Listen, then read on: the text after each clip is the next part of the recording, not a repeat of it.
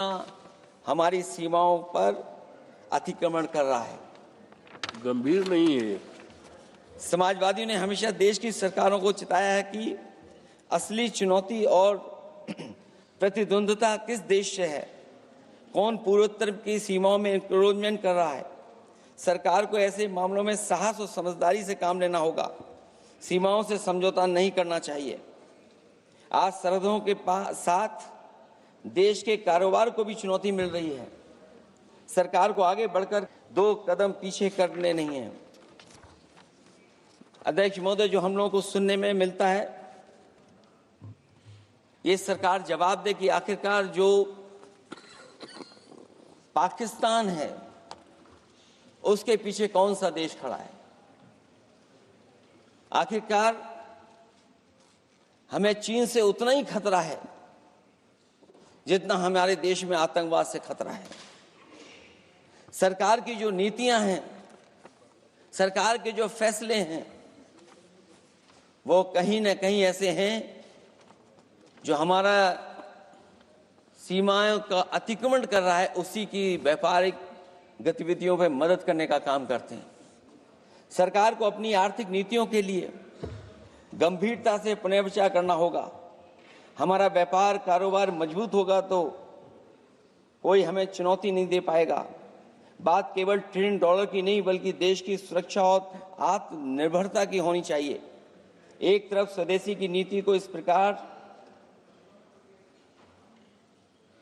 सरकार ने ताक पर फ्री ट्रेड की बात की है, तो दूसरी तरफ मैन्युफैक्चरिंग की जगह देश को ट्रेडर कंट्री बनाकर छोड़ दिया है। यही देश के बेरोजगारी की वजह भी है। ट्रेडर्स की मुनाफाखोरी और चंदा वसूली की वजह से महंगाई बढ़ रही है। आर्थिक मामलों में ये सरकार पूरी तरह फेल हो चुकी है। भ्रष्टाचार के कारण हर जगह सड़कें और पुल ध्वस्त हो रहे हैं, टंकियां गिर रही हैं और करप्शन जगह जगह लीक होकर के टपक रहा है। मैं ये जरूर कहना चाहूंगा इस समय पर कि कुल मिलाकर सरकार को अपनी राजनीतिक, आर्थिक और सामाजिक नीतियों के लिए एफआईआर जरूर करना चाहिए। सरकार को अपनी राजनीतिक उसी पर पॉइंट ऑफ ऑर्डर हो सकता है। आप पहलगाम पे नहीं पूछे, it is not entertain, please no, it's out, no, please please please सभापति महोदय, प्लीज आप बोलो। माननीय दूर से जुड़ी एक विशेष चर्चा में भाग लेने के लिए मुझे अनुमति प्रदान की। अपनी बात को प्रारंभ करने से पहले सभापति महोदय, please do not come in the way, I am warning, do not come in the way, I am warning, please please go back to your seat, go back to your seat. उन्होंने कल जम्मू एवं कश्मीर में 3 आतंकवादियों को मौत के घाट उतारने में कामयाबी हासिल की है। यह वही रेजिस्टेंस फ्रंट के हैं जिनके आतंकियों ने 22 अप्रैल को पहलगाम इलाके में 26 मासूम और निर्दोष लोगों की निर्मम हत्या कर दी थी। सभापति महोदय, भारत की आंतरिक और बाह्य सुरक्षा सुनिश्चित करने में हमारी सेनाओं और हमारी सुरक्षा बलों की जो भूमिका रही है, मैं कह सकता हूं विश्वास के साथ, उसकी जितने भी सराहना की जाए वह कम है। अध्यक्ष महोदय, आज ही हमारे सहयोगी गृह मंत्री श्री अमित शाह जी द्वारा लोकसभा में एक विस्तृत जानकारी दी गई है कि कल सेना, सीआरपीएफ और जम्मू कश्मीर के पुलिस के जवानों ने जो एक ऑपरेशन किया है, मैं संक्षेप में उसकी जानकारी रखना चाहता हूं जो गृह मंत्री ने लोकसभा में दी है कि पहलगाम में हुए आतंकी हमले के बाद की गई जांच में हमारे सिक्योरिटी एजेंसी को कई, जिनके आधार पर पूरे इलाके में काउंटर टेररिस्ट ऑपरेशन चलाया गया और इन आतंकियों के पास पाए गए हथियारों की फॉरेंसिक एनालिसिस भी की गई है, जिससे यह पूरी तरह से स्पष्ट हो चुका है वे वही हथियार हैं जिनका इस्तेमाल पहलगाम में हुए आतंकी हमलों में किया गया था। हमने यह करके दिखा दिया, तीनों आतंकवादियों को मार गिराने में हमारी सेना और सुरक्षा बलों ने कामयाबी हासिल की। सभापति महोदय, हम लोग वो हैं जो कहते हैं वह करते हैं, यही हमारा चरित्र है।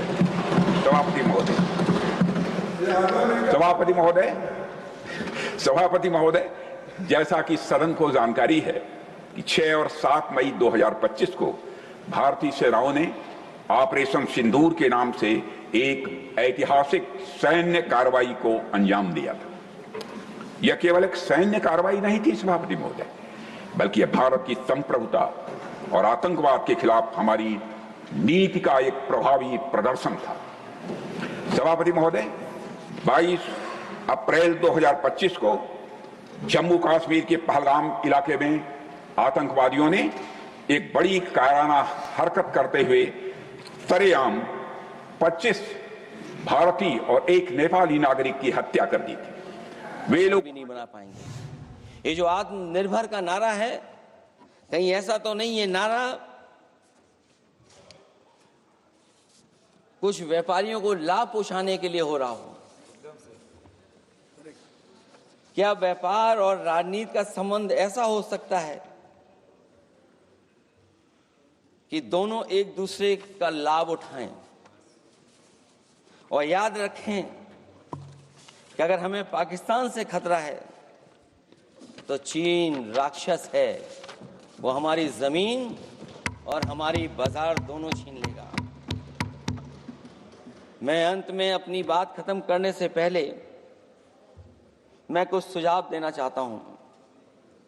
और मुझे याद है जब पिछली बार चीन से सवाल खड़ा हुआ था, ये सरकार पता नहीं कैसा फैसला लेती है। और मैं अभी विदेश मंत्री जी को जब सुन रहा था तो विदेश मंत्री जी ये कह रहे थे कि जो इंफ्रास्ट्रक्चर बन रहा है वो हमारा बहुत अच्छा इंफ्रास्ट्रक्चर बन रहा है। हम पुल अच्छे बना रहे हैं, हम सड़कें अच्छी बना रहे हैं, हम ब्रिजेस अच्छे बना रहे हैं। क्या ये सच्चाई है कि जिस तरह का चीन अपने सीमा पर इंफ्रास्ट्रक्चर बना रहा है, क्या उससे बेहतर इंफ्रास्ट्रक्चर हमारा बन रहा है? इसका जवाब जरूर सरकार दे। वहीं जहां हमारे डिफेंस को स्ट्रेंथन जितना हम करेंगे उतनी हमारी नेशनल सिक्योरिटी स्ट्रेंथन होगी। ये जो बजट लगातार कम होता चला जा रहा है, इस बजट को बढ़ाना चाहिए और कम से कम जीडीपी का 3% बजट डिफेंस का होना चाहिए। और जो बजट डिफेंस का हो वो नॉन लैप्सेबल हो, मॉडर्नाइजेशन के लिए फंड हो जिससे कि लैप्स ना करे और हमारी रिसर्च एंड डेवलपमेंट लगातार चलता रहे। जो हमें कई बार आश्वासन मिलता है कि टेक्नोलॉजी ट्रांसफर भी हो जाएगा, आखिरकार टेक्नोलॉजी ट्रांसफर के लिए हमें वर्षों क्यों इंतजार करना पड़ता है? आखिरकार इसका जिम्मेदारी कौन लेगा? जो डिफेंस प्रोक्योरमेंट है हमारा, वो डिफेंस प्रोक्योरमेंट आखिरकार क्यों नहीं होता है? जहां सरकार समय समय पर डिफेंस एक्सपो के नाम पर न केवल भारत बल्कि दुनिया से ये कहती है कि हमारे यहाँ इन्वेस्टमेंट करें। आखिरकार डिफेंस एक्सपो के इन्वेस्टमेंट के कार्यक्रम के बाद कितना डिफेंस सेक्टर में इन्वेस्टमेंट आया है? और साथ ही साथ जब आत्मनिर्भर की बात हो तो हमारे देश की अपनी रक्षा करने के लिए हमारे अपने लोग क्यों नहीं तैयार हो रहे हैं? यह सरकार इतना क्यों नहीं जोखिम उठा रही कि हम खुद तैयार हों उन चीजों को बनाने के लिए? इसलिए मैं एक बार फिर ये कहता हूं कि जहां पर सेना ने बहुत बहादुरी के साथ अपने पराक्रम के साथ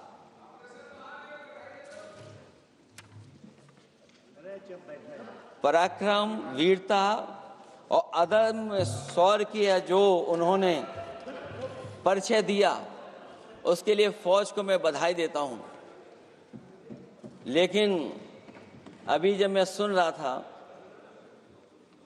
ये जो अभी आतंकवादी मारे गए हैं, आतंकवादी मारे जाते हैं, हम सब पक्ष में हैं, लेकिन हर जगह राजनीतिक लाभ आखिरकार कौन उठा रहा है? क्योंकि मैं अपनी बात खत्म कर रहा था, अध्यक्ष महोदय ये पूछ रहे हैं कि आज महादेव ऑपरेशन पे मैं धन्यवाद क्यों नहीं दे रहा हूं। अध्यक्ष महोदय, जिस समय समर्थन की बात आई, पूरे देश के जितने भी राजनीतिक दल हैं वो आपके साथ थे। आखिरकार इनकाउंटर कल ही क्यों हुआ?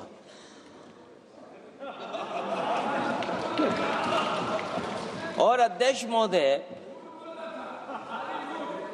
फिर वही बात मैं दोहराऊं जिसकी वजह से पहलगांव हुआ, जिसकी वजह से पुलवामा हुआ। अगर ये इतना ही टेक्नोलॉजी और इन सब चीजों को समझते हैं और जानते हैं, इतना ही टेक्नोलॉजी और इन चीजों को सब समझते हैं, तो आखिरकार अध्यक्ष महोदय, पुलवामा में जो गाड़ी में RDX आया, वो गाड़ी आज तक क्यों नहीं पकड़ी गई? और शायद भारतीय जनता पार्टी के लोग ये जानते होंगे कि बहुत सारे विभाग सरकार के होते हैं, सैटेलाइट इमेजेस देते हैं। अगर आज भी भारतीय जनता पार्टी चाहे तो पुलवामा में जो गाड़ी आई है, सैटेलाइट इमेजेस से वो पता कर सकती है कि वो किस रास्ते से वो गाड़ी आई थी। आप हिम्मत क्यों नहीं जुटा पा रहे हैं उसके लिए? और फिर पहलगांव में किसी भी दल ने आपके साथ किसी तरह की राजनीतिक बातचीत नहीं की, लेकिन राजनीतिक लाभ आपने कांग्रेस पार्टी से भी उठाने की कोशिश की, हमारे से भी उठाने की कोशिश की। अगर डेलीगेशन भेजना ही था आपको तो पॉलिटिकल पार्टीज तय करती हैं, आप नहीं तय कर सकते। ये राजनीति कौन कर रहा है? और फिर अध्यक्ष महोदय, राजनीति करने वाले वो लोग जो अपने चुनावी भाषण में कह रहे थे कि POK हम 6 महीने में ले लेंगे, हम अक्साई चिन्ह ले लेंगे। इसीलिए मैंने सवाल पूछा अध्यक्ष महोदय सरकार से कि जिस समय सरकार में भारतीय जनता पार्टी आई, उस समय भारत का क्षेत्रफल क्या था और भारत का क्षेत्रफल आज क्या है? क्या 5 फिंगर्स, पेंगोंग लेक, गलवान घाटी, रजांगला, उसका जवाब किसके पास है? सरकार के पास है क्या कि नहीं है? और मैं आज अध्यक्ष महोदय कहता हूं, हम वॉर के खिलाफ हैं, हम वॉर नहीं चाहते हैं, लेकिन सीमा पर शांति रहे, हमारा कोई इंक्रोचमेंट नहीं करे। झगड़ा मैं आज भी कहता हूं, ये लड़ाई आपको, जो लड़ाई हुई है वो पाकिस्तान से आप नहीं लड़े हैं। अध्यक्ष महोदय, आप कितना भी छिपना चाहोगे, छिपाना चाहोगे, कोई भी स्वीकार नहीं करेगा। ये जो लड़ाई लड़ी गई है, ये आपको चीन से लड़नी पड़ी थी। और जो समय आप बताते हैं कि इस समय से इस समय तक हमारी एयरफोर्स और हमारे लोगों ने हमला किया, टेररिस्ट लोगों के तमाम सेंटर्स को खत्म किया है, तो हमारे मन में भी एक इच्छा आती है कि हमारे सबसे बेहतरीन एयरक्राफ्ट जो नींबू और मिर्च लगा करके जिनकी पूजा की गई थी, वो कितने उड़े थे? हम और सवाल नहीं पूछना चाहते हैं हम आपसे,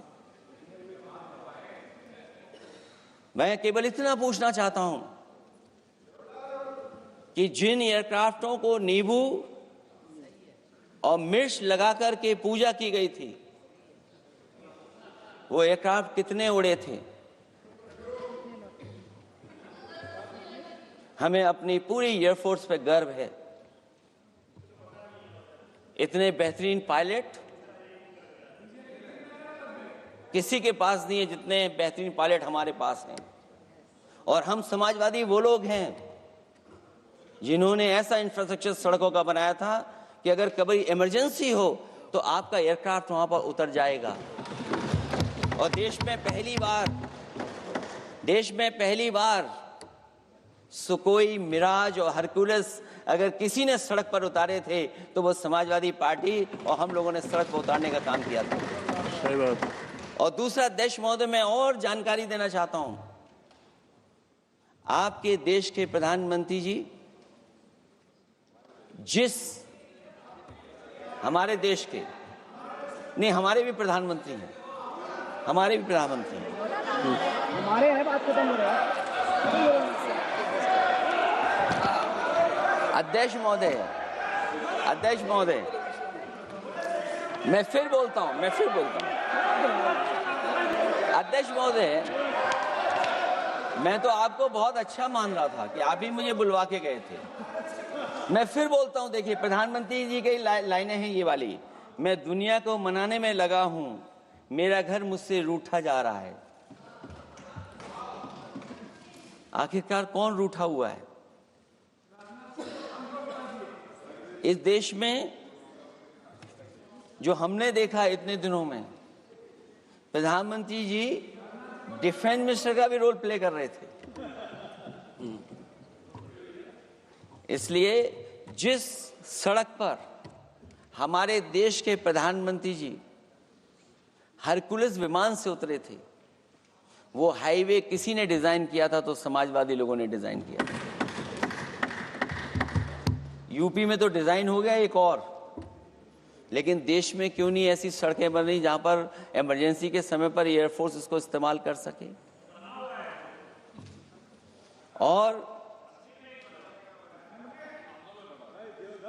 और बनाइए, मैं तो कहूंगा कि और बनाइए,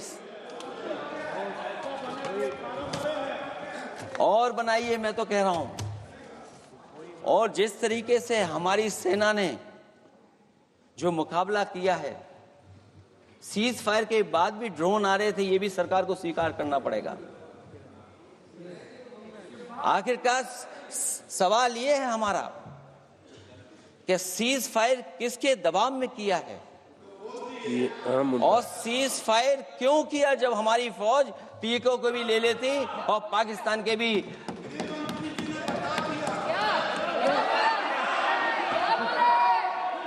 अध्यक्ष महोदय,